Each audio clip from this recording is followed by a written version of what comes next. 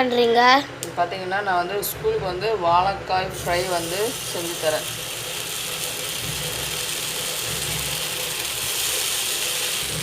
இது எப்படிம்மா கட் பண்ணீங்க? இது வந்து ஸ்லைஸாக கட் பண்ணிவிட்டு உப்பு, காரம், மிளகாத்தூள், மஞ்சள்தூள், தனியாத்தூள், கொஞ்சோண்டு இஞ்சி பூண்டு பேஸ்ட்டு போட்டு மசால் போட்டு பரட்டி வச்சுட்டோம். இப்போ இது ஒன்று ஒன்றா தவாவில் போட்டு கரெக்டாக ஃப்ரை பண்ணி எடுத்துகிட்டு போகிறோம். மேலோட எண்ணெய் போட்டு அப்படியே லைட்டாக திருப்பி போட்டுக்கலாம். மீன் ஃப்ரை மாதிரி அழகாக இருக்கும், டேஸ்ட்டாகவும் இருக்கும். பார்த்திங்கன்னா ஒரு பீஸாக வந்து இப்படி திருப்பி போட்டுக்கலாம். அப்போ தான் நல்லா வேகும். நல்ல காரசாரமான வாழைக்காய் ஃப்ரை.